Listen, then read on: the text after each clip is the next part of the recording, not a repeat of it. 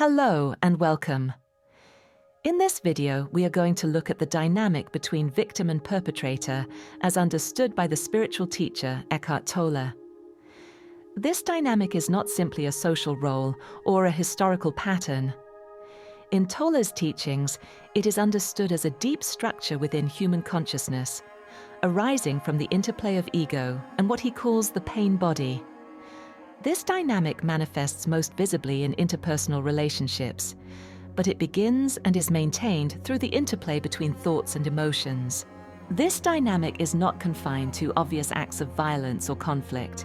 It operates on a more subtle energetic level, shaping thought, emotion, relationships, and even the sense of who you are.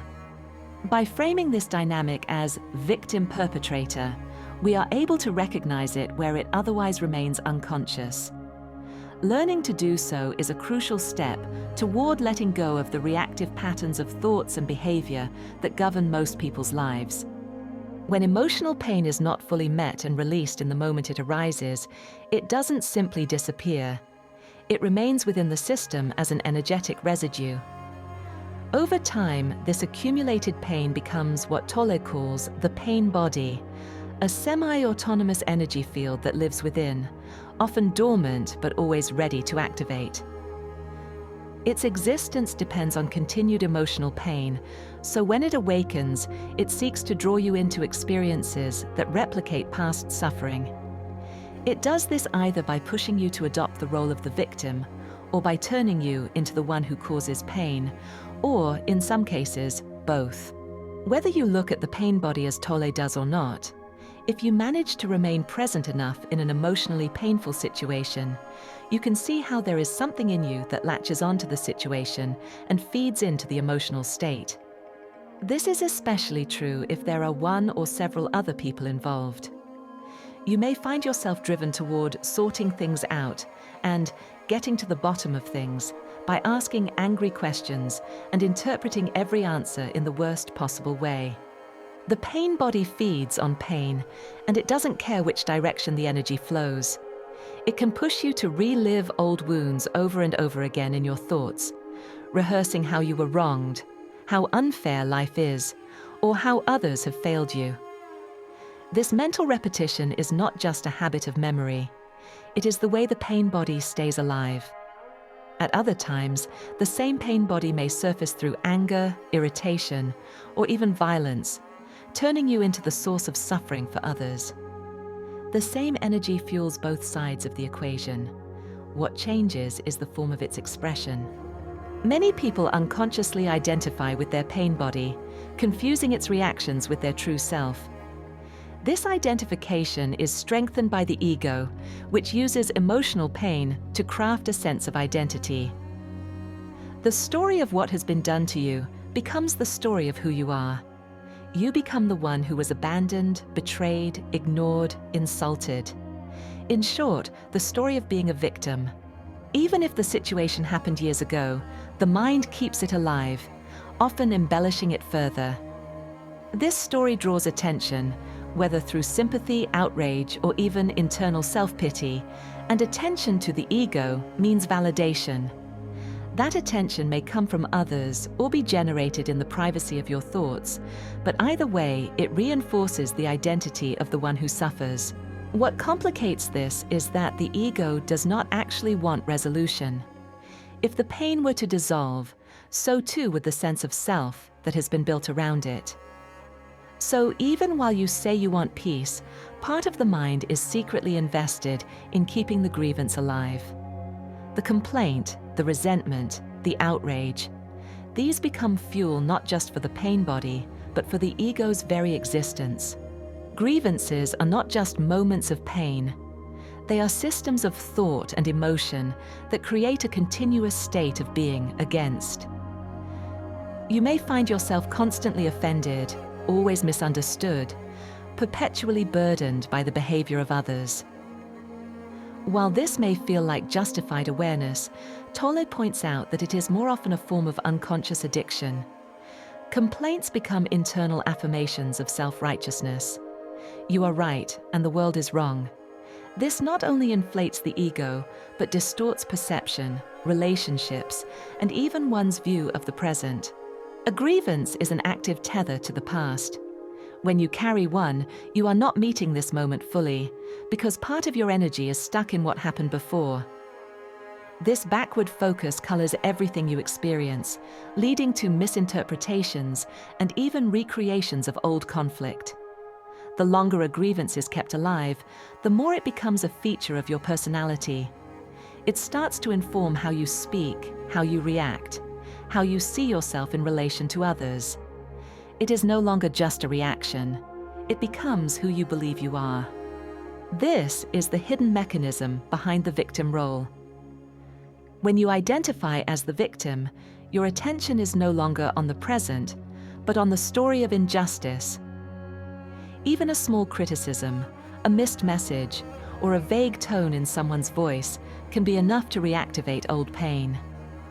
From that point on, the present is no longer seen clearly. It becomes a screen onto which the past is projected. It's important to make a distinction here. What we are saying is not that you can never encounter injustices or that you must accept everything that happens without response. What Tolle points to is the importance of not adding extra mental or emotional weight through identification. You can address a situation directly and take clear action if needed, but without letting the mind build layers of blame, resentment, or self-pity around it. The difference lies in responding from clarity rather than reacting from unconscious pain. Presence allows you to see what is without becoming entangled in the story your mind wants to create about it.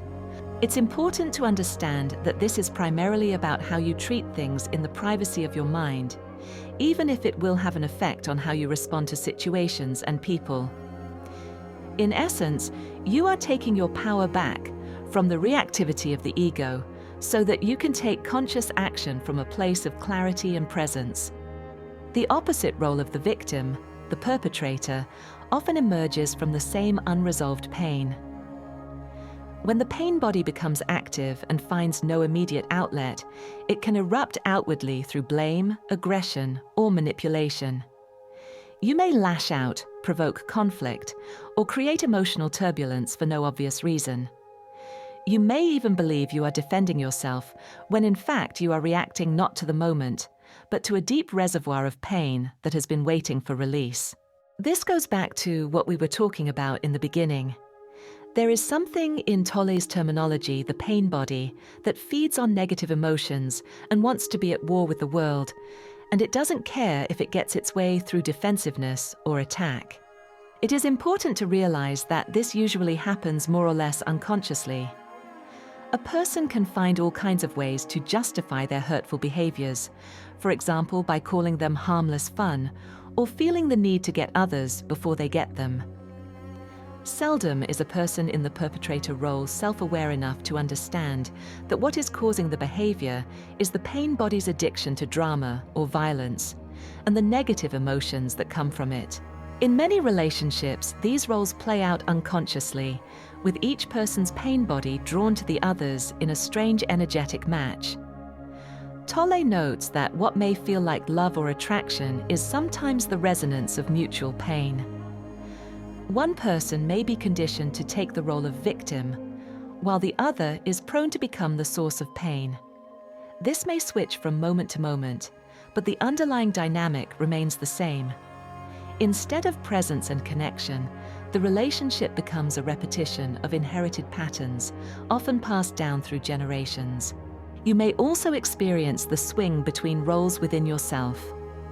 After expressing anger or blame, the pain body may flip into self-hatred or guilt, allowing you to suffer the other side of the same energy.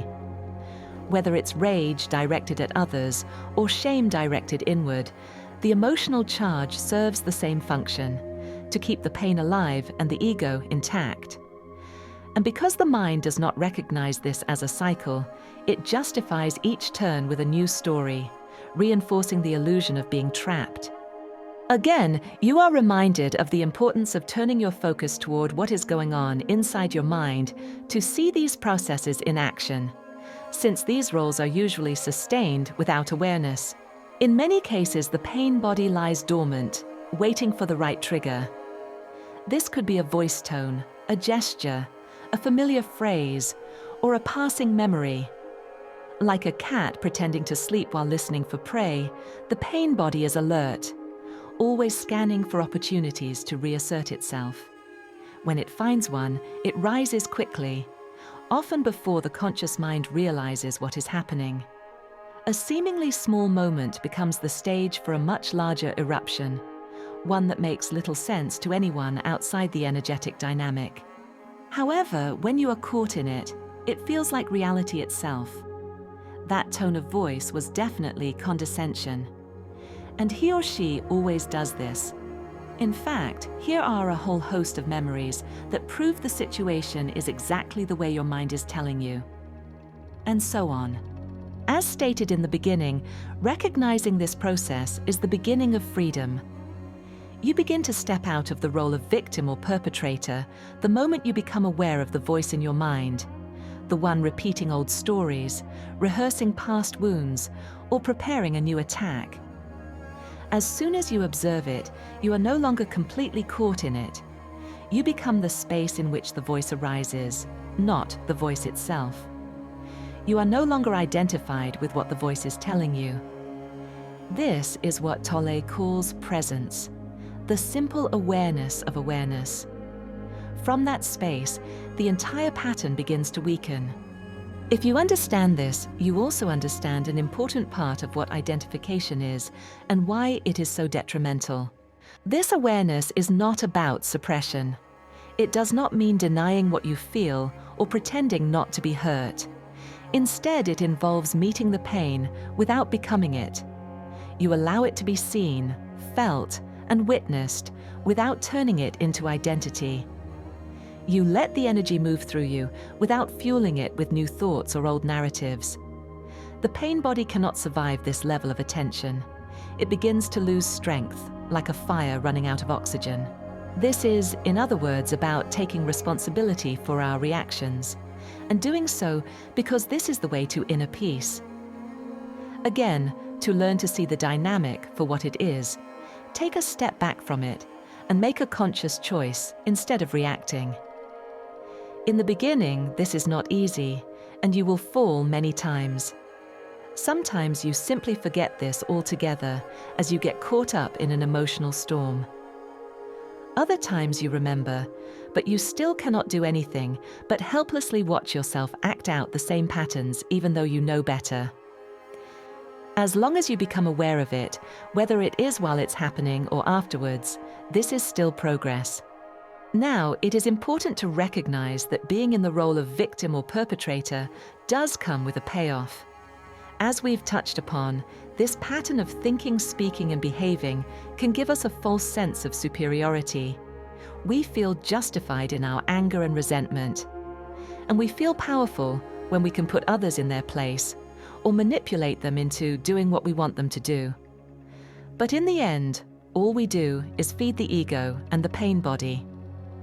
Acting from the mindset of victim or perpetrator may even seemingly get us what we want sometimes, but in the end, it only serves to keep us stuck in the same negative inner patterns and the behaviors that they give rise to. You may sometimes get what you want, but you always give up your freedom.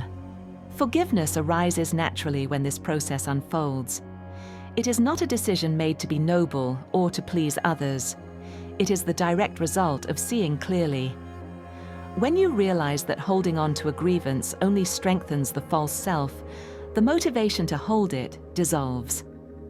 There is nothing to let go of because the energy that was holding it in place is no longer being fed.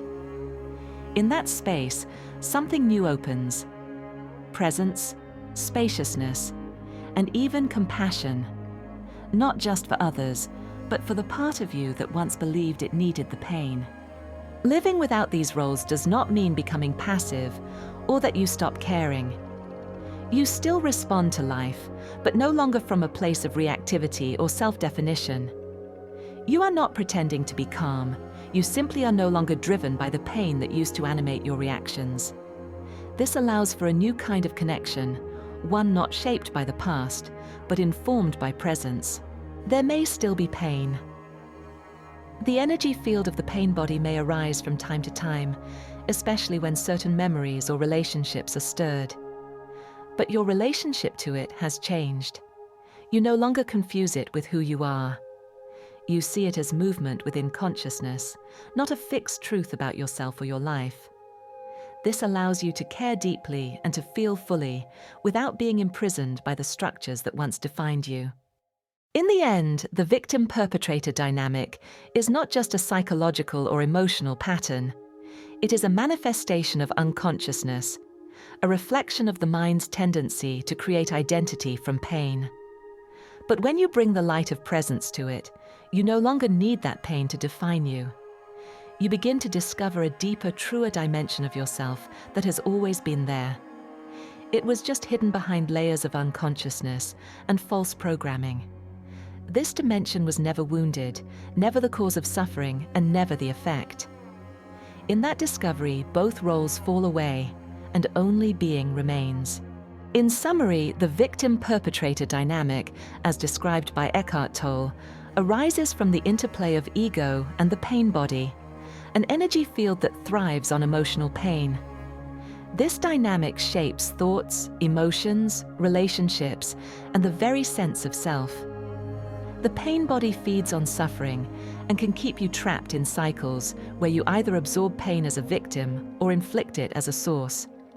It seeks drama, conflict, and grievances to survive, often disguising its influence as justified reactions. Both roles give the ego a false sense of identity and superiority, but they also keep you imprisoned in the past. Freedom begins with awareness, observing the voice in your mind and the emotional charge without identifying with them. This awareness weakens the pain body because it can no longer feed on unconscious reactions. Presence allows you to respond to life without the baggage of old stories. The process is not about suppressing emotions or passively accepting injustice, but about meeting pain without letting it define you. As this awareness deepens, forgiveness arises naturally, and the need for these roles dissolves. Life is no longer filtered through the lens of past wounds, and a more authentic connection to yourself and others becomes possible. The victim-perpetrator dynamic falls away, revealing a dimension of being that was never touched by pain and never dependent on the ego's stories. Finally, an important reminder is in place.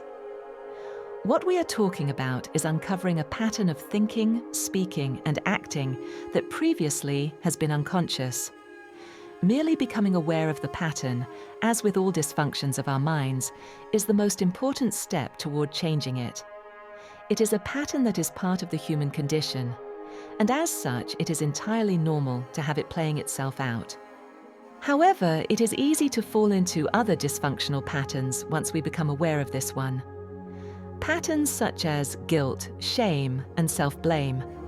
And again, when this happens, you are encouraged to observe. Observe the thoughts and the emotions that you are feeling and how they interact. This is the key to all of it. Just stay present with both the inner and outer experience. Don't make it right or wrong. Just be with it. After a while, you will notice a shift when you do this. As soon as something in you is tempted to react, just notice it and bring your awareness back to the present moment. Learn to recognize the subtle difference between acting and reacting, because the difference is not always obvious. Real action should flow effortlessly from groundedness in the present moment, and it never uses more energy than is necessary for the task at hand. Real action is never fueled by negativity, and there is never a sense of stress, frustration, or urgency in it. But remember that this is a gradual process. We may often fluctuate between presence and absence, between effortless flow and force, many times per day, hour, and even minute. And all of this is normal.